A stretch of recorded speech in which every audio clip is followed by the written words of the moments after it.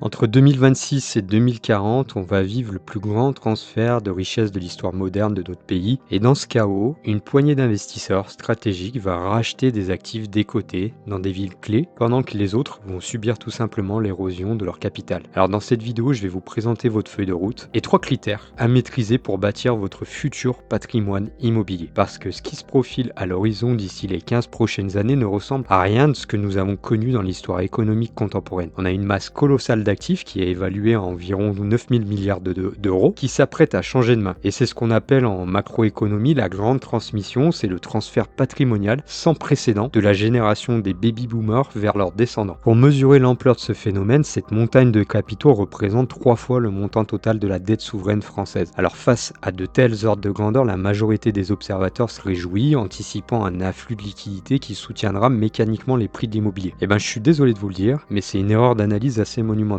Pourquoi? Tout simplement parce que cette richesse, elle est actuellement ultra concentrée, parce que 10% des ménages détiennent 55% du patrimoine national. Le marché immobilier va donc pas progresser de manière homogène, bien au contraire, il va poursuivre le clivage qu'on observe déjà actuellement. Alors, si vous faites partie des personnes qui cherchent à protéger leur capital contre l'érosion monétaire ou à anticiper l'avenir en investissant, cet afflux massif peut se présenter soit comme un piège majeur, soit comme une véritable opportunité. L'immobilier à l'ancienne, qui consistait à acheter et à attendre que le temps passe, est mort. Aujourd'hui, si vous achetez sans discernement en vous reposant sur les certitudes du passé, vous vous exposez vraiment à des moins-values latentes qui seront spectaculaires. Et le comportement des héritiers et la pression réglementaire vont faire émerger une opportunité unique pour ceux qui maîtrisent les codes de ce nouveau paradigme, et ces codes, je vais les partager dans cette vidéo. L'argent, il va pas disparaître, il va juste changer de main, et la valeur va tout simplement migrer vers une poignée d'investisseurs stratégiques. Alors est-ce que vous êtes prêts à en faire partie? C'est la question essentielle qu'il faut se poser quand vous allez regarder cette vidéo. Pour bien comprendre l'impact réel de cette transition patrimoniale, on va se plonger dans la froideur des courbes démographiques. Ce qu'on vit en 2026, c'est pas une simple fluctuation de marché, mais c'est vraiment l'amorce d'une rupture mécanique entre l'offre et la demande. Et le moteur de ce séisme, il est assez simple, c'est la cohorte des baby-boomers qui est née entre 1946 et le début des années 60, qui arrive progressivement en fin de vie. Et le volume annuel des décès en France, il est déjà passé d'une moyenne de 550 000 décès au début des années 2010 à plus de 640 000 aujourd'hui. Et cette trajectoire, elle va continuer de s'accélérer pour culminer dans les années 30. Cette réalité biologique, elle va saturer le marché d'une vague massive de biens immobiliers qui seront évidemment anciens. Et c'est ici que l'analyse commence. Qui va hériter de ces logements? Des enfants qui sont aujourd'hui âgés entre 50 et 55 ans. Et à cet âge-là, ces héritiers sont déjà solidement installés dans la vie, sont souvent propriétaires de leur résidence principale. Ils sont installés là où se trouvent leurs intérêts économiques. Et ils n'ont absolument aucune intention de venir habiter dans le pavillon de banlieue des années 70 de leurs parents, ni de conserver l'appartement provincial suranné de leurs grands-parents. La conséquence opérationnelle sera donc immédiate, le marché va faire face au piège de l'indivision de masse. Dès qu'un décès surviendra, la fratrie va se retrouver propriétaire collectif d'un bien. Et gérer un patrimoine à plusieurs, répartir les charges, décider de travaux importants, c'est l'assurance de conflits familiaux interminables. Donc, ils vont chercher à liquider la succession pour payer les droits afférents. La décision majoritaire, elle sera presque toujours la même dans ce cas de figure, ça va être de vendre et de vendre vite.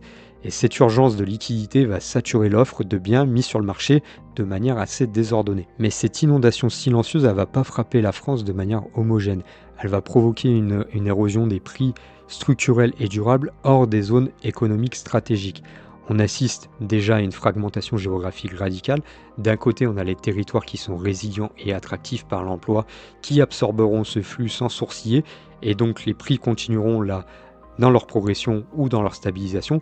Et puis de l'autre côté, on aura une trentaine de départements français qui seront marqués par un déclin démographique et un vieillissement structurel. Et ces départements-là vont voir leur parc immobilier se vider de ses occupants historiques d'une part, sans qu'aucune demande locale ne vienne vraiment prendre le relais.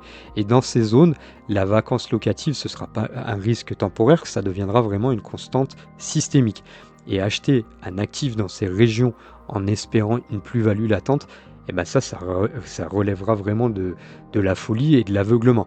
Les héritiers, ils vont brader ces biens simplement pour s'en libérer, et Il serait vraiment trop long d'énumérer tous ces départements-là, je vous ai préparé la liste que vous pouvez télécharger gratuitement et le lien il est en commentaire. Je vous invite vraiment à télécharger cette liste qui pourrait vous éviter d'acheter des biens, certes à des prix bradés, mais qui vaudront peut-être jamais rien, sauf si vous visez ça pour une résidence secondaire.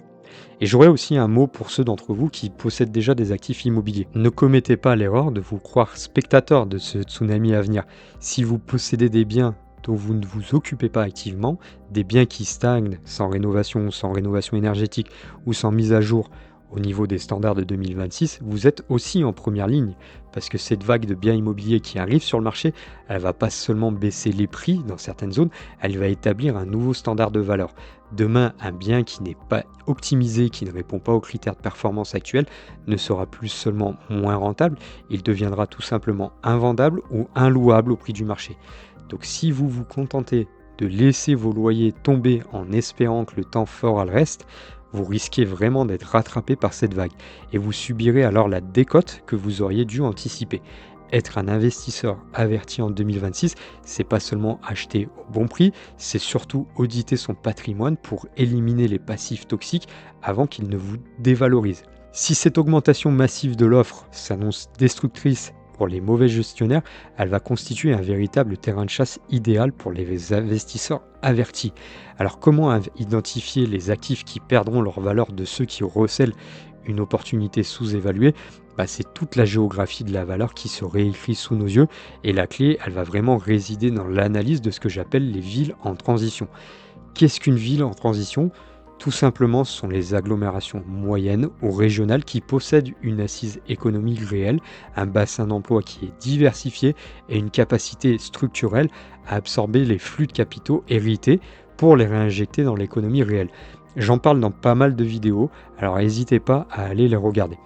A l'inverse, les zones qui sont déconnectées des centres d'activité vont vraiment subir de plein fouet la baisse de valeur provoquée par la liquidation des patrimoines des baby-boomers.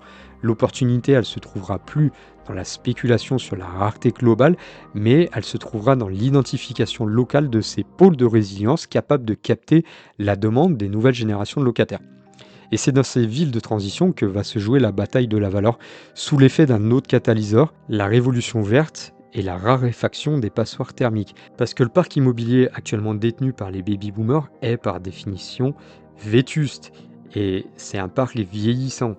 On a une part colossale de biens qui vont arriver sur le marché via les successions, qui vont présenter donc des diagnostics de performance énergétique qui seront classés soit E, soit F, soit G. Et le calendrier réglementaire est implacable. Ces logements ils vont devenir progressivement interdits à la location, créant donc un phénomène d'exclusion mécanique du marché locatif traditionnel. Et face à ce mur réglementaire, les héritiers vont se retrouver face à une impasse. Soit ils vont être obligés de rénover un logement pour atteindre les normes énergétiques contemporaines, ce qui va exiger d'une part une expertise technique et d'autre part des capitaux financiers importants. En plus, il faudra suivre les chantiers. Et pour une fratrie en indivision déjà active et pressée de liquider la succession, injecter en plus des milliers d'euros dans une rénovation énergétique globale, c'est une option qui sera systématiquement rejetée. Je ne dis pas que c'est la bonne option, mais c'est ce qui sera fait dans la plus grande partie des cas. Et la réaction, elle est donc prévisible. Ils vont paniquer, ils vont mettre le bien en vente et le vendre en l'état. C'est précisément ici que va se situer notre marge, nous les investisseurs aguerris. L'urgence, elle sera de vendre pour eux des actifs disqualifiés qui vont créer une décote massive des prix, et parfois une décote qui sera bien supérieure au coût réel des travaux. Et l'investisseur averti, il ne va pas subir la réglementation environnementale, il va vraiment l'utiliser comme une arme de négociation. On va acheter des passoires thermiques à des prix bradés dans des villes en transition pour sécuriser une création de valeur dès le premier jour de la location. Une fois qu'on aura restructuré, isolé ces actifs, on aura donc une revalorisation immédiate et une protection plutôt complète contre la vacance locative, parce que la demande pour les logements performance et modernes, elle n'a jamais été aussi forte. Et puis le dernier coup de massue qui va achever les héritiers, ce sera évidemment le mur fiscal. Parce qu'on a des familles qui pensent aujourd'hui qu'elles vont hériter d'un trésor de guerre et elles vont en fait découvrir la violence de la loi finance. Parce que face à l'afflux de ces 9000 milliards d'euros, vous vous demandez peut-être qui est-ce qui va tirer son épingle du jeu. Évidemment, ne cherchez plus. Il y a un grand gagnant qui sera structurel. C'est un invité d'honneur qui, lui, ne prend absolument aucun risque, mais qui va venir se goinfrer à tous les râteliers avec avec une régularité de métronome. Je parle bien évidemment de l'État français, parce que entre les droits successoraux puis les droits de mutation, la machine fiscale, elle s'apprête à prélever sa dîme historique sur le patrimoine des baby-boomers et ça va transformer chaque décès en une juteuse opération de trésorerie publique. Pour les héritiers, il va donc falloir s'acquitter des droits de succession qui grimpent à des taux confiscatoires dès que le patrimoine sort un peu des abattements en ligne directe. Les familles, elles n'auront pas d'autre choix que de liquider les actifs en urgence. Surtout si les successions n'ont pas été anticipées, ce qui est là aussi, parole de banquier, quelque chose qui arrive régulièrement. La mort, c'est évidemment un sujet tabou qu'on n'ose pas aborder en famille et ça mène souvent des familles, le moment venu, face à des situations très difficiles à gérer, très complexes, avec une dimension émotionnelle très forte. Et c'est là où ça crée des tensions, des déchirements, et ça pousse les gens à prendre certaines décisions qu'ils ne voudraient pas prendre, comme celui de vendre les actifs immobiliers de la famille. Donc vous l'aurez compris, la grande transmission, c'est pas le présage d'un effondrement généralisé des prix, mais vraiment l'accélérateur d'une segmentation du marché. Les 15 prochaines années vont disqualifier les stratégies de pure détention patrimoniale non gérées et éliminer aussi les acheteurs qui n'étudient pas suffisamment leur marché. En clair, le profit, il ne naît plus de l'attente d'une plus-value sur un marché haussier, mais de la capacité à structurer une opération immobilière et une opération d'investissement immobilier. Les investisseurs qui gagneront seront ceux qui sauront exploiter plusieurs critères. Et c'est les fameux 3 critères que je m'étais engagé à partager avec vous. Premier critère, ce sera évidemment le levier de la négociation pour répondre aux besoins de liquidité immédiate des héritiers qui seront asphyxiés par les droits de succession, les taxes et les réglementations.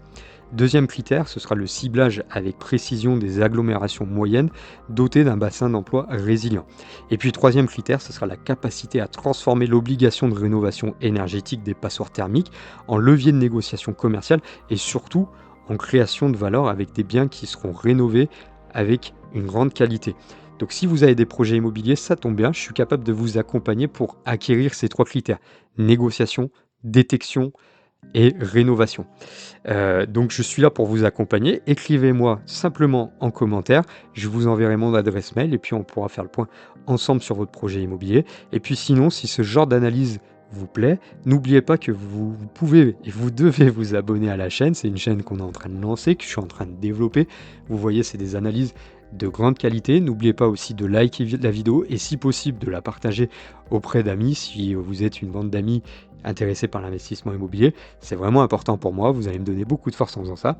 Et puis, si vous êtes arrivé au bout de cette vidéo, je vous remercie grandement et je vous dis à très bientôt pour de nouvelles analyses. Merci.